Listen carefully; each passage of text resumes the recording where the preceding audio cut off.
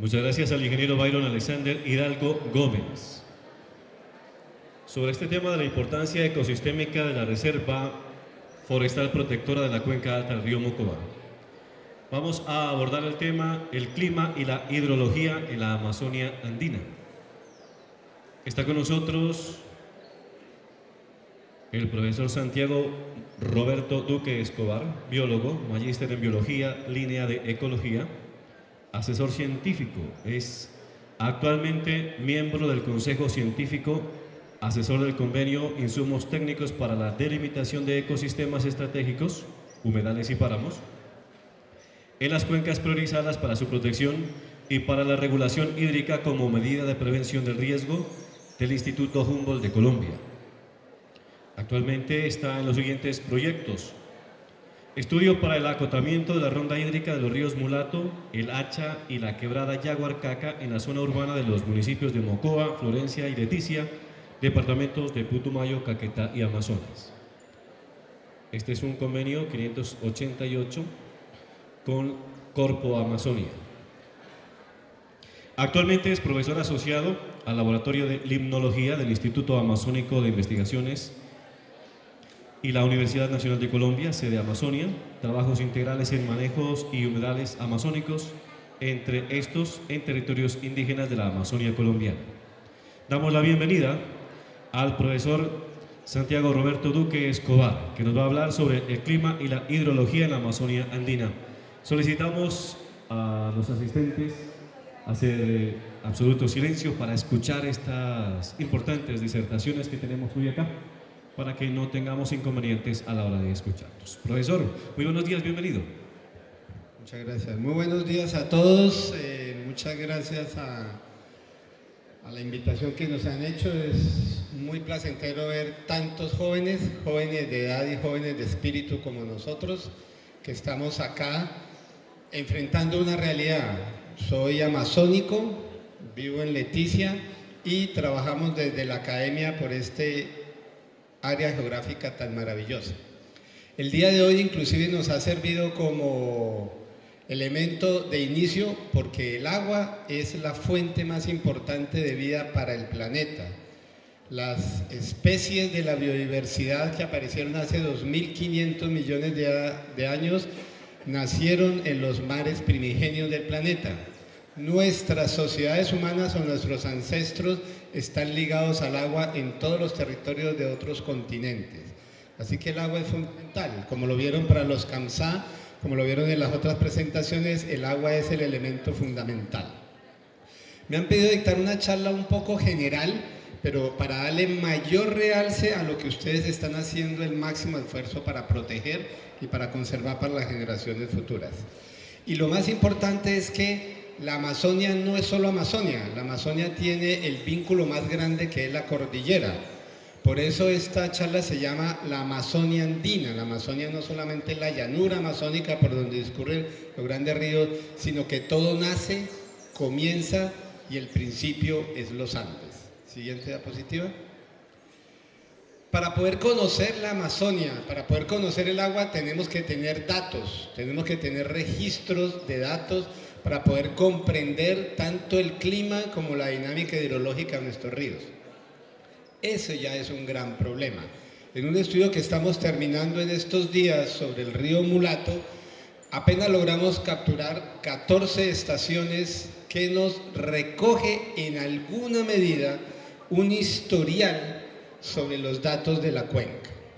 Pero hay que ser consecuente en que son datos muy precarios, son de muy pocos años y las modelaciones más sólidas que pueden existir no las podemos aplicar directamente acá. Eso es una debilidad de nuestro Estado colombiano y de nuestras instituciones que años atrás, cuando existía el IMAT, que era una entidad anterior a lo que hoy es el IDEAM, tenía un ejercicio bien meticuloso y cuidadoso de tomar datos climáticos, datos de niveles de los ríos que se ha ido perdiendo en el camino. Y eso es una realidad muy grande. Ahí vemos el número 3, que es el área geográfica del Piedemonte Caquetá-Putumayo, que es un área poco registrada. Entonces eso nos genera dificultades a los académicos para intentar entender qué es lo que pasa en estas regiones. Siguiente diapositiva. Otra característica que sí quiero que nos quede claro a todos es que a nosotros nos dice que nosotros somos del trópico, que nos gusta la música, la salsa, el vallenato y muchas otras cosas. Pero nosotros somos ecuatoriales, nosotros no somos tropicales. Y quiere decir que tenemos que aprender a vivir con dos condiciones en el año. Momentos en que llueve mucho y momentos en que llueve poco o nada. Esa es una realidad regional. Y nosotros muchas veces no tenemos la cultura para comprender nuestra naturaleza colombiana o del norte de Sudamérica. Lo que se ve en la diapositiva simplemente son dos sitios en colores diferentes simplemente para contrastar nubes. Las nubes son las que generan la lluvia. El ciclo de la lluvia termina cuando la nube descarga.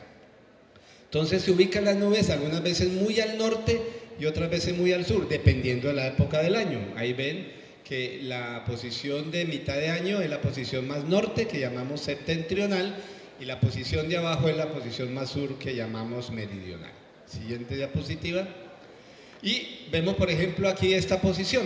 Esta posición es cuando esa franja de nubes pasa por Colombia y por el norte de Sudamérica 2 veces en el año por los territorios medios del país. Entonces, en ciudades como Bogotá llueve 2 veces al año, como dicen abril y octubre.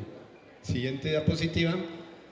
Nosotros, que por ejemplo, que vinimos de Leticia, cuando todo el país está en lo que llaman verano, nosotros estamos en la época más lluviosa en Leticia. Son mundos diferentes, pero son mundos naturales que ocurren año tras año, que tenemos que nosotros tener y concebir en nuestra manera de vivir y convivir. Siguiente diapositiva. Pero tenemos la montaña, estas maravillosas montañas que cambian todo. Porque los vientos que vienen de las llanuras amazónicas o de las llanuras orinocenses cargan humedad y cuando chocan con las montañas ascienden. Y cuando ascienden se enfrían esos vientos y cuando los vientos se enfrían, condensan el vapor de agua que llevan, forman nubes y llueve. Quiere decir que llueve mucho más aquí que en otros lugares de Amazonia. Ustedes tienen aquí uno de los sitios más lluviosos de la Amazonia colombiana, muy cerca de Mocoa, según los pocos registros que tenemos. Entonces quiere decir que tenemos que aprender a conocer esas condiciones, cuándo ocurren, cómo ocurren, por qué ocurren y cómo podemos tener los cuidados que hay que tener cuando suceden estas características. Siguiente diapositiva. Aquí nos muestra claramente cómo el agua que cae aquí en Mocoa no se produce en Mocoa, viene de la llanura amazónica, viene de cada árbol, de cada floresta, de cada selva, de la parte llana, plana de la Amazonia, donde los árboles todos los días, como está haciendo hoy, están evapotranspirizando, es decir, están haciendo fotosíntesis, pero están liberando una parte del vapor de agua a la atmósfera. Y ese vapor de agua lo traen los vientos hasta acá, chocan con esta maravillosa montaña y generan las mayores descargas de Amazonia. Ahí comienza la unión de la relación Andes-Amazonia. Es una sola unión, no se puede analizar y entenderlo por separado, Andes a un lado y Amazonia al otro. Aquí vemos en esta fotografía cómo estos sitios de mayores colores son los sitios de mayores precipitaciones, donde se recargan las nubes, donde ocurren las mayores precipitaciones que están enfocadas sobre la zona montañosa colombiana. Siguiente diapositiva. Y aquí vemos algunos datos. Ahí ven un dato muy particular cerca de la ciudad de Mocoa que dice que llueve casi 6.000 milímetros al año. Es decir, es más o menos la mitad de lo que llueve en el sitio más lluvioso de Colombia, que queda por allá por el Pacífico colombiano, que llueve más de 11.000 milímetros, 11 metros. Cuando uno va a otros territorios sudamericanos se da cuenta de lo maravilloso y espectacular que es la lluvia. Muchas veces nosotros nos ocultamos y nos da miedo mojarnos, pero vayan ustedes, por ejemplo, donde los hermanos peruanos.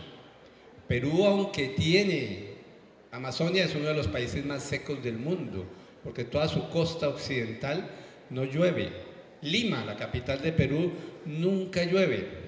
Entonces son condiciones totalmente diferentes. Y si me voy más abajo, voy al desierto de Atacama, que es el sitio más seco continental del planeta, donde llueve 50 milímetros cada 50 años. Y aquí llueven 6.000. Es decir, que no los tenemos que Si estamos aquí, tenemos que saber por qué estamos aquí y cuáles son esas condiciones particulares de vida. Siguiente diapositiva. Estos son los datos que hemos logrado recopilar para poder entender un poco la modelación climática de Mocoa, en este caso de un trabajo que hacemos en el río Mulato. Estas son algunas de las estaciones y como ven, el sitio donde más llueve no es Mocoa, sino es un poquito más abajo en Villagarzón. A medida que yo voy ascendiendo en montaña va reduciéndose la precipitación y más arriba será un poco más abajo que lo que es el verdadero valle del Putumayo, allí en la cuesta que va uno de Villagarzón a Mocoa. Y algunos de los sitios donde están. Siguiente. Y este es más o menos los patrones de precipitación, es decir que hay muchos días del año en que llueve. Entonces los ríos que tenemos acá, que son centenares de ríos, pues cambian sus niveles al vaivén de las lluvias de sus cuencas. Entonces los ríos suben y bajan todo el año. Entonces no hay que tenerle miedo a eso, hay que entender y comprender que los ríos simplemente reflejan la condición de la cuenca. Siguiente diapositiva. Esa es la condición normal, pero nos enfrentamos a dos fenómenos globales que ustedes todos han oído hablar frecuentemente, que son los fenómenos del niño y la niña. Y estas caricaturas simplemente nos recrean qué sucede en nuestro territorio cuando aparece el niño o cuando aparece la niña. Cuando hay niño, en general las precipitaciones de todo Colombia disminuyen significativamente y cuando aparece la niña se incrementan las lluvias. Es decir, que un año es diferente a otro, ningún año es igual. Entonces, eso también hay que modelarlo y hay que entenderlo. Siguiente diapositiva. ¿A qué se debe el niño? El niño es un nombre genérico porque aparecía indistintamente de hace siglos hacia diciembre, entonces lo relacionaban con la llegada del niño Jesús. Hay una corriente fría que tiene que ver con los que le acabo de mencionar de Lima, que no llueve, que se llama la corriente de Humboldt, Perú, que viene de la Antártida y va hasta el Ecuador. Esa corriente es fría, hace que el océano Pacífico sea frío. Si el océano Pacífico es frío, significa que el aire en contacto, la atmósfera en contacto con el océano es frío. Y si es frío, ese aire no puede ascender, no puede formar nubes y no puede llover, entonces no hay ciclo de la lluvia. Eso es lo normal que pasa.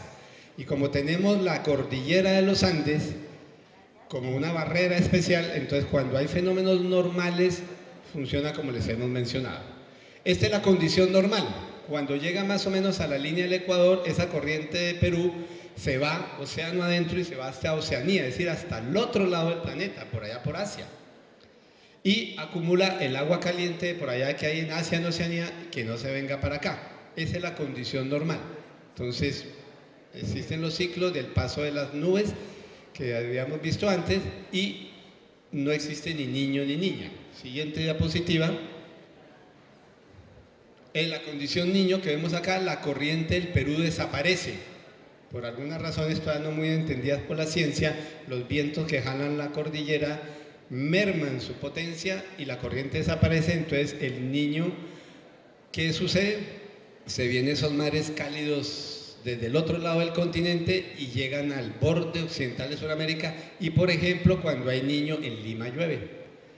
Y si recuerdan una diapositiva anterior donde tenemos el efecto de la montaña, a un lado llueve y al otro lado no llueve la montaña, entonces el resto de Colombia no llueve cuando hay niño. Esa es la condición cuando ocurren años niño. Siguiente diapositiva, que es lo que estamos viendo aquí. El océano Pacífico colombiano aumenta sus niveles de precipitación, pero el resto de Colombia no llueve. Aquí, por ejemplo, en Mocoa, deberán ser reducidas, en parte, no mucho, algo de las precipitaciones en fenómenos niños. Sin embargo, no tanto, porque ya les mencioné que la conexión de la humedad aquí viene desde abajo.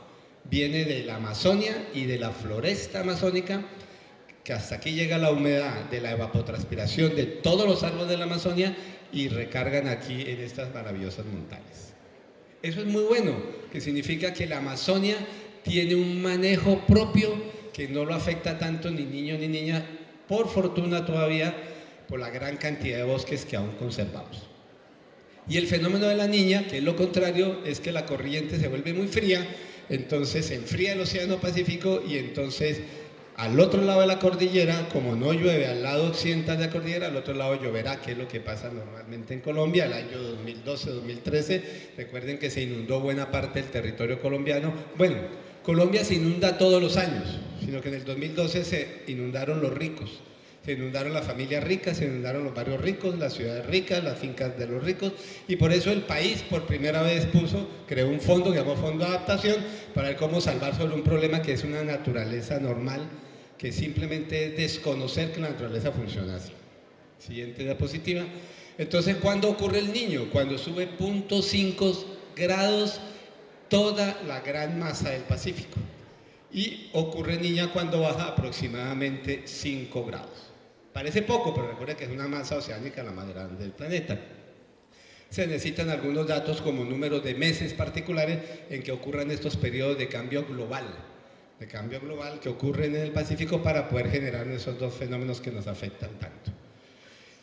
Y lo más interesante es que entonces los ríos, ¿qué pasa? Cuando hay fenómenos del Niño, los ríos en general se vuelven con caudales más bajos, y cuando hay fenómenos de la Niña, los ríos incrementan muchísimo más de los años normales sus caudales. Entonces, eso es lo que tiene que tener uno modelado, acondicionado, y todas las entidades encargadas de controles de riesgos deben de tener claramente definidos los modelos para cada uno de sus ríos. El problema, nuevamente lo decimos, es no hay datos, o los datos son muy precarios para poder hacer esas modelaciones. Siguiente diapositiva.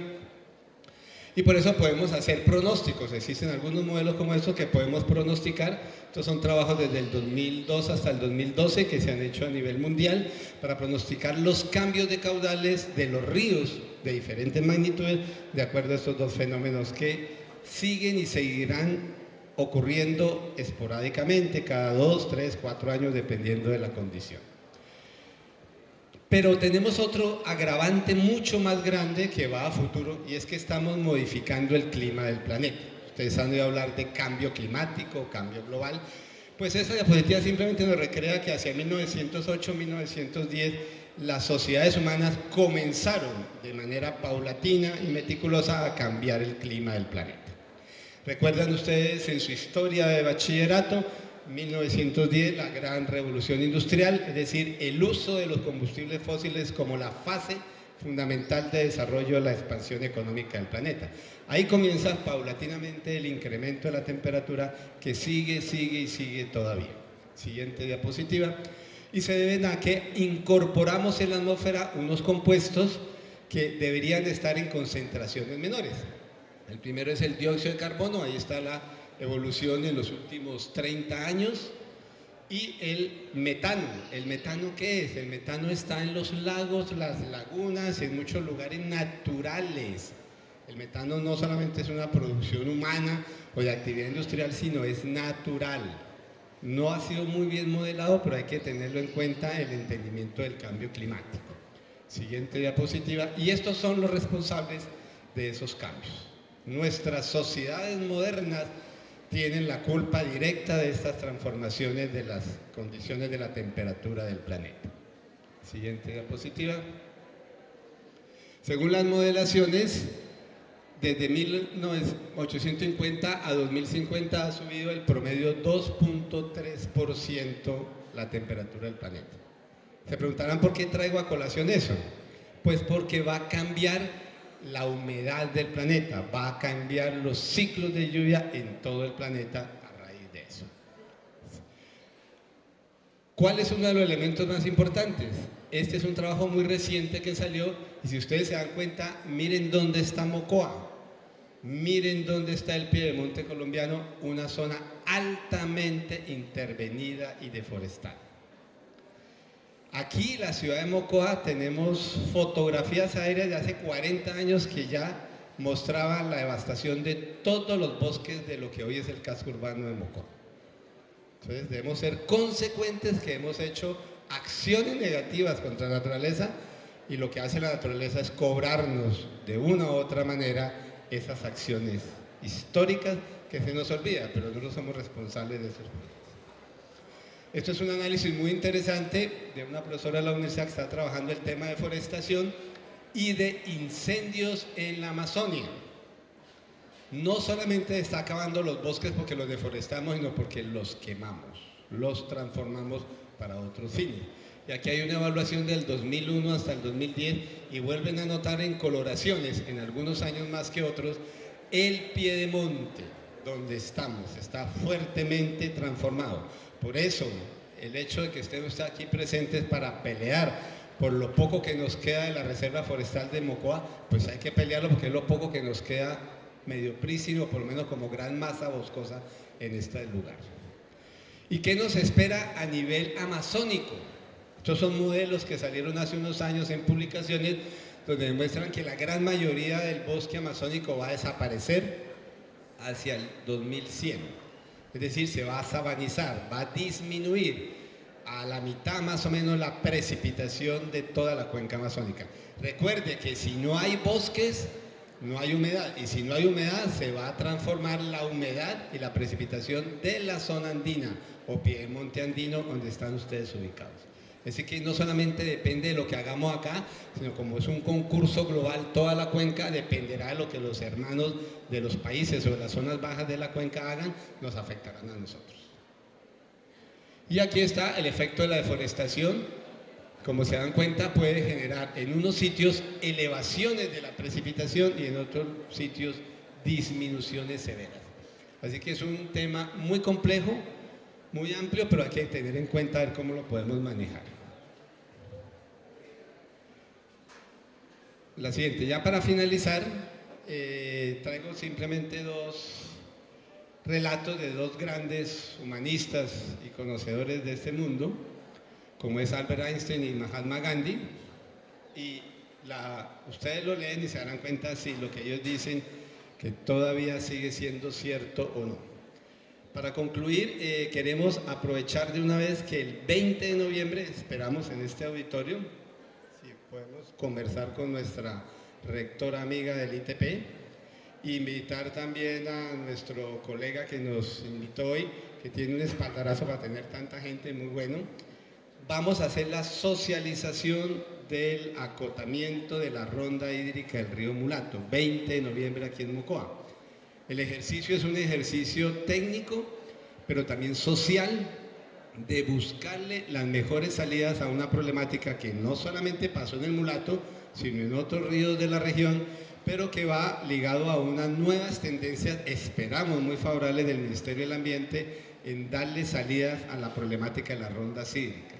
Las rondas hídricas son esos espacios contiguos, conexos a los ríos, que de alguna manera o se protegen o se aprende a vivir armónicamente con ellos.